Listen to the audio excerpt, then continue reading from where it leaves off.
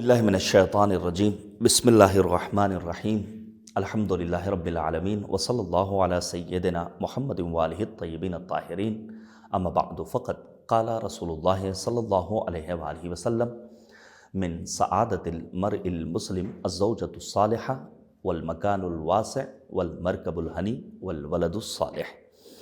ناظرین اکرامی السلام علیکم ورحمۃ اللہ وبرکاتہ۔ ماہ مبارک رمضان کے ان عظیم لمحات و ساعات میں خداوند کریم کی بارگاہ میں دعا گو ہوں کہ معبود ہم سب کے اعمال خیر کو اپنی بارگاہ میں شرف قبولیت عنایت فرمائے اور ہم سب کے توفیقات خیر میں اضافہ فرمائے، آمین بحق آل طٰہٰ و یاسین۔ جوانوں کی بہترین کوشش کہ علماء کرام کے بیانات سے بھرپور استفادہ آپ کر رہے ہیں اور انشاءاللہ یہ سلسلہ جاری و ساری رہے گا۔ اسی سلسلے کی ایک کڑی ہے، اس ناچیز طالب علم کی زبانی بھی چند ایک باتیں آپ سنیں گے آیات قرآن مجید اور روایات معصومین علیہم السلام کے تناظر میں۔ دیکھیے، مکتب اسلام نے انسان کی سعادت کے بہت سارے اصول اور بہت سارے راز بیان کیے ہیں۔ مثلا یہ ماہ رمضان ہے جو قرآن مجید کی بہار کا مہینہ ہے، لکل شیء ربیع و ربیع القرآن شہر رمضان، ہر چیز کی ایک بہار، قرآن کی بہار ماہ رمضان ہے۔ مجھے یاد آتا ہے نبی خاتم کا وہ فرمان جس میں پیغمبر نے سعادت کے زرین اصول بیان کیے تھے۔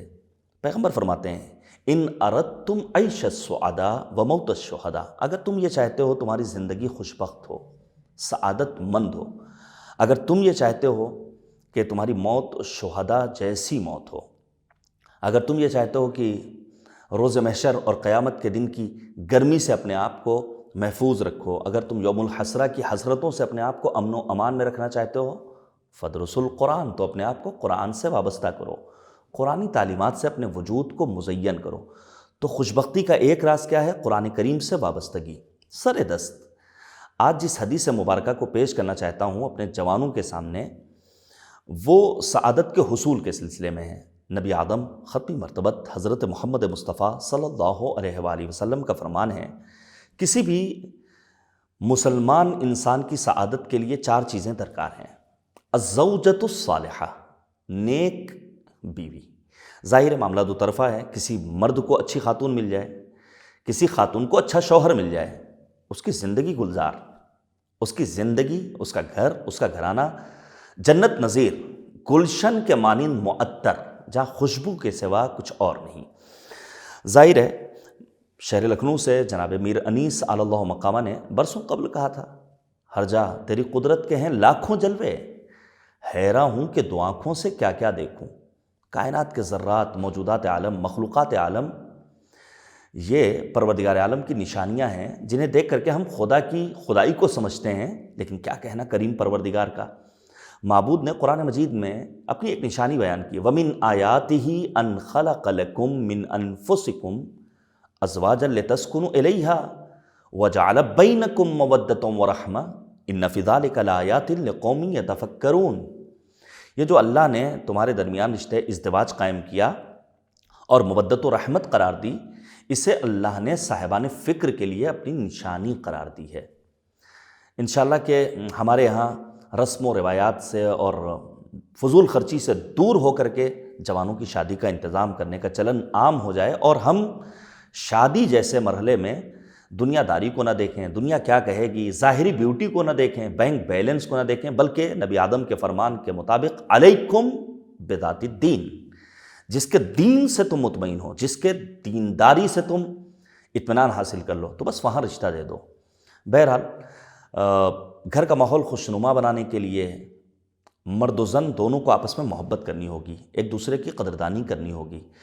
ہم مرد یہ سمجھتے ہیں کہ خاتون کی ذمہ داری ہے کہ وہ احترام کرے، وہ اچھا لباس پہنے، وہ عزت سے نام لے، جبکہ ہماری ذمہ داری کیا ہے کہ ہم بھی اس کا احترام کریں۔ ہمیں اجازت نہیں دی گئی ہے، روایات میں منع کیا گیا ہے کہ کوئی مرد اپنی زوجہ سے کہے تمہارے باپ کے پاس تھا ہی کیا، تمہارے باپ نے دیا ہی کیا، جو کچھ ہے وہ میرا اپنا ہے۔ نہیں، نبی آدم فرماتے ہیں جب ایک مرد اپنی زوجہ سے کہتا ہے انی احبک، میں تم سے پیار کرتا ہوں، تو یہ ایک جملہ اس خاتون کے دل سے کبھی بھی باہر نہیں نکلتا ہے۔ آپ نے موجودہ دور کے جوان علماء کرام جو واقعی زحمتیں کر رہے ہیں اور جن کے احسانات ہیں پوری ملت پر، پوری قوم پر، جو بغیر کسی لومت و لائم کی پرواہ کیے ہوئے ممبر سے دین حق کی تعلیم پہنچا رہے ہیں، ان کے ذریعے ایک لفظ سنا ہوگا بصیرت پیدا کرو، بصیرت پیدا کرو۔ تو بصیرت کا مطلب فقط یہ نہیں ہے کہ ہم مسجد کے پاس سے گزریں تو مسجد کو چوم لیں، امام باڑے کے پاس سے گزریں امام باڑے کا بوسہ لے لیں، کسی عالم کو دیکھیں تو سر پہ حجاب آ جائے۔ نہیں، بصیرت ہمارے یہاں سماجی بھی ہونا چاہیے۔ میں ایک مثال دوں، صحابی پیغمبر ہیں جناب عثمان ابن مظعون، معتبر صحابی ہیں جناب پیغمبر خاتم صلی اللہ علیہ وآلہ وسلم کے۔ ان کی زوجہ آتی ہیں اور آنے کے بعد کہتی ہیں یا رسول اللہ، عثمان ابن مظعون میرا خیال نہیں رکھتے ہیں، گھر کے گوشے میں مسجد بنا لی یتعبد فی، جس میں مسلسل سجدوں پر سجدے کرتے ہیں۔ اس موقع پر نبی آدم صلی اللہ علیہ وآلہ وسلم نے عثمان ابن مظعون کو طلب کیا تھا اور کہا تھا مجھے بھی اللہ کے حقوق ادا کرنے ہیں، میں اللہ کے حقوق ادا کرتا ہوں، بیوی بچوں کے، گھر والوں کے، اہل و عیال کے حقوق ادا کرتا ہوں، اور کسی ایک کو دوسرے پر قربان نہیں کرتا ہوں۔ اسی لیے قرآن مجید میں پروردگار عالم نے صاف لفظوں میں اعلان کیا ہے وَلَا تَنْسَ نَصِيبَكَ مِنَ الدُّنْيَا، دنیا میں سے جو اللہ نے تمہارا حصہ قرار دیا اسے تمہیں فراموش نہیں کرنا ہے۔ سورہ قصص کی آیت نمبر 77 کو ہمارے ناظرین جا کر کے پڑھیں تو انہیں اندازہ ہوگا کہ دین اور دنیا کے حسین امتزاج کا نام ہے اسلام۔ تو پہلی چیز جو سعادت کے لیے لازم ہے وہ ہے اچھی سوچ، اچھے زوج یا اچھی زوجہ کا مل جانا۔ دوسری چیز والمکان الواسع، موجودہ دور میں شہروں کی زندگی ہے، ماشینی زندگی ہے، تیز رفتار دوڑتی ہوئی زندگی ہے، لوگ چھوٹے چھوٹے فلیٹ اور چھوٹے چھوٹے اپارٹمنٹ میں زندگی بسر کرنے کے عادی ہو گئے ہیں۔ کہاں اب وہ دیہات کا ماحول نظر آتا ہے، کہاں بڑے بڑے صحن نظر آتے ہیں، کہاں وہ چارپائیوں پر بیٹھ کر کے گھر والوں کا آپس میں تبادلہ خیال نظر آتا ہے۔ لیکن پیغمبر فرماتے ہیں خوشبختی کا راز یہ ہے کہ انسان کے پاس مکان وسیع و عریض ہو، بالخصوص کرائے کی زندگی سے پروردگار سب کو نجات عطا کرے۔ ہمارے ایک عزیز دوست ہیں، صاحب علم ہیں، حوض علم قم میں ہیں، پاکستان کی سرزمین سے ان کا تعلق ہے، نام ہے ان کا جناب احمد شہریار، بہترین شاعر۔ انہوں نے بڑا پیارا ایک شعر کہا تھا کہ کرائے کے مقام میں عمر بھر رہتا ہے کوئی، کرائے کے مقام میں عمر بھر رہتا ہے کوئی، گزر جاتی ہے آدھی زندگی گھر دیکھنے میں۔ کرائے کی زندگی اچھی زندگی نہیں کہلاتی ہے۔ انسان کے پاس اپنا مکان ہونا چاہیے، مکان بھی جتنا وسیع و عریض ہو اتنا زیادہ انسان کی خوشبختی کے حالات فراہم ہونے کے چانسز بڑھ جائیں گے۔ ظاہر ہے ذاتی مکان کے لیے انسان کو محنت کرنی ہوگی، پیسہ کمانا ہوگا، موجودہ دور کی مہنگائی آپ کے پیش نظر ہے، سرکار کی ناکامی آپ کے پیش نظر ہے۔ ایسے میں کوئی سرکاری اسکیم تو کام آنے والی ہے نہیں، جس کی اطلاع ہم کو نہیں ہو پاتی ہے، وہ اسکیمیں بھی بعض خاص گروہوں کے لیے ہیں، تو ہمیں محنت کرنی ہوگی، اپنا پسینہ بہانا ہوگا۔ اسلام اس مکتب فکر کا نام ہے جس نے فقر و تنگدستی کو اچھی نگاہ سے نہیں دیکھا ہے۔ تبھی تو ہم پڑھتے ہیں کاد الفقر ان یکون کفرا، فقیری تنگدستی انسان کو کفر کے دہانے تک پہنچا دیتی ہے۔ محنت کیجئے، مزدوری کیجئے، پیسہ کمائیے، عالی شان جو آپ کا اسٹینڈرڈ ہے، جو آپ کے محلے والوں کا اسٹینڈرڈ ہے، اس کے اعتبار سے آپ کے پاس ایک مکان ہونا چاہیے، اور انسان کو خوشبختی حاصل کرنے کے لیے، سعادت مند زندگی بسر کرنے کے لیے ایک اچھے مکان کی بہرحال ضرورت ہے۔ تیسری چیز جو انسان کی خوشبختی کا سبب ہے وہ پیغمبر کی حدیث کی روشنی میں والمرکب الحنی، ایک اچھی سواری کا ہونا انسان کے پاس، اس کے شایان شان انسان کی عزت و سربلندی کا سبب ہے۔ ایک دور تھا جب گھوڑے ہوا کرتے تھے، جب اور دیگر سواریاں ہوا کرتی تھیں۔ آج ایک لگژری کار اگر انسان کی زندگی کا حصہ بن جائے تو اس میں کوئی عیب نہیں ہے، بلکہ خوشبختی کا سبب قرار پائے گا۔ اور پھر آخری چیز جہاں پر بات کو ختم کرنا ہے وہ ہے نیک اولاد۔ ظاہر ہے نیک اولاد انسان کو کیسے حاصل ہوگی؟ عام طور سے ذہنوں میں بیٹھا ہوتا ہے بچہ بڑا ہوگا خود بخود سمجھدار ہو جائے گا، نہیں، بلکہ شادی کا ارادہ جب انسان کرے اسی وقت سے بچوں کی تربیت کے بارے میں سوچنا شروع کر دے۔ نام اچھا رکھے، اچھے انداز سے پکارے۔ آپ سوچئے امام حسن ہیں، امام حسین ہیں، اور گھر سے باہر نکلے، کھیلتے کھیلتے جا کر کے بنی نجار کے محلے میں سو گئے۔ نبی آدم کے پاس جناب زہرائے مرضیہ آئی ہیں، پیغمبر خاتم اپنی بیٹی صدیقہ طاہرہ بی بی دو عالم کے ساتھ نکلے ہیں تلاش کرتے ہوئے۔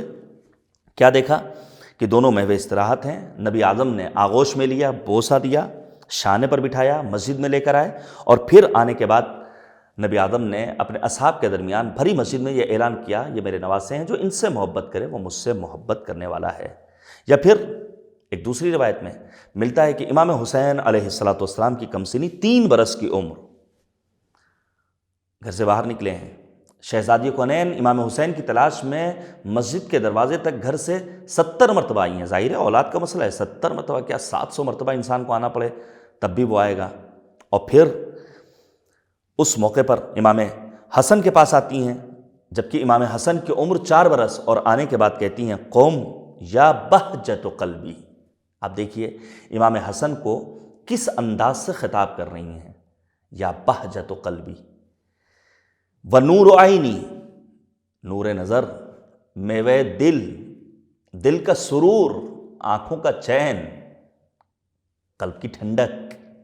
اٹھو وطلب اخاک الحسین، جاؤ دیکھو تمہارا بھائی حسین کہاں ہے۔ فإن قلبی یحترق، میرے دل میں ایک آگ لگی ہوئی ہے، میرا بیٹا حسین نظر نہیں آ رہا۔ یہ ایک خوبصورت الفاظ ہیں جو گھر گھرانے کے معاشرے کو، گھر گھرانے کے ماحول کو، ہمارے سماج کو، ہمارے معاشرے کو بہتر بنانے کے لیے کافی و وافی ہیں۔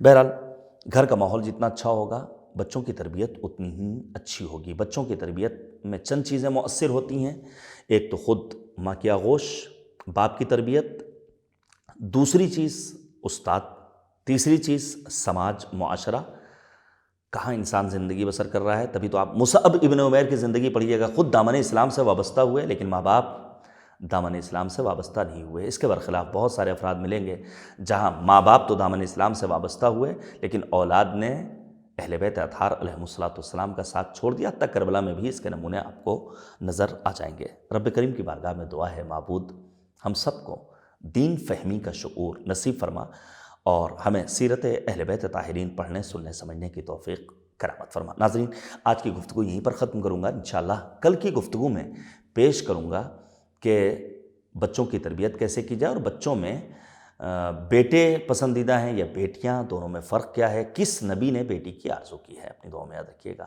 خدا حافظ۔